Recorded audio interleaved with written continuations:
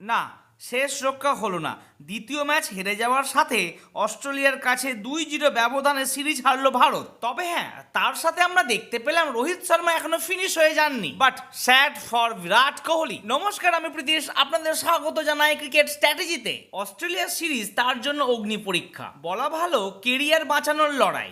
সদ্য ওয়ানডেতে অধিনায়কত্ব হারিয়েছেন, দলে তার জায়গা নিয়ে বড়সড় প্রশ্নচিহ্ন। সেই সবের তুয়াক্কা না করে সামনে ঘুরে দাঁড়ালেন রোহিত শর্মা। পার্থে ব্যর্থতার পর অ্যাডিলেডে 73 রানের লড়াকু ইনিংস খেললেন তিনি। তবে হ্যাঁ, অনেক দিন পর রোহিত শর্মার সেই ফুল শটগুলি দেখতে পেলাম আমরা। সেই সঙ্গে গড়লেন নজির। প্রথম ব্যাটার হিসেবে অস্ট্রেলিয়ার মাটিতে ভারত অস্ট্রেলিয়া লড়াইয়ে 1000 রানের মালিক হলেন তিনি। চলুন এবার পুরো ম্যাচটি সম্বন্ধে আপনাদের জানাই। তার আগে করে দিন ঝটপট আমার এই ভিডিওতে লাইক আর চ্যানেলটিকে করে দিন সাবস্ক্রাইব।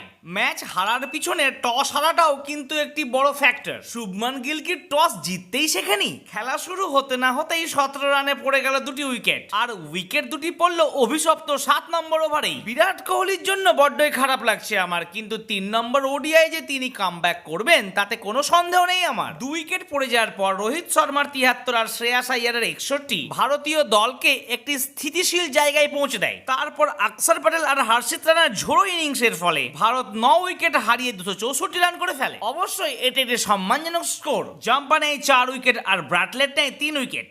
এই বোলিং আক্রমণ দিয়ে আর যাই হোক ম্যাচ জেতা যায় না। অ্যাডিলেডে হারের পর সেটা বুঝে গেলেন শুভমান গিল, নইলে এই মাঠে 265 রান তাড়া করা মোটেই সহজ ছিল না। বিশেষ করে যেখানে অস্ট্রেলিয়ার 2 সেরা ব্যাটসম্যান মিচেল মার্শ আর ট্র্যাভিস হেড তাড়াতাড়ি আউট হওয়ার পরে লক্ষ্য আরো কঠিন হয়ে গিয়েছিল। কিন্তু মাঝের ওভারে তো উইকেট নিতেই পারল না বোলারেরা। Matthew Short, Matt Renshaw, Cooper Connolly, Mitchell ওয়েনেদের মতো অনভিজ্ঞ ব্যাটাররা অস্ট্রেলিয়াকে জেতালেন। পার্থের পর অ্যাডিলেডে 2 উইকেটে হেরে এক ম্যাচ বাকি থাকতেই সিরিজ হেরে গেল ভারত। সিডনিতে জাস্ট নিয়ম রক্ষার ম্যাচ। তবে এই ম্যাচে আমার মতে প্লেইং 11-এর কিছু চেঞ্জেস করা উচিত। জ্যাম্পার মতো বোলার যেখানে 4টি উইকেট নিয়েছে, কুলদীপ হলে তো 3টি তো উইকেট নিতই। অবশ্য হ্যাঁ, আপনারা বলতে পারেন তাকে খেলাবো কার জায়গায়? অবভিয়াসলি হর্ষিত রানার জায়গায়। তবে হ্যাঁ, নীতিশ কুমার রেড্ডির যে কি রোল রয়েছে এই দলে আমার তো মাথায় ঢুকছে না। যদি আপনারা বুঝতে পারেন আমাকে অবশ্যই জানাবেন।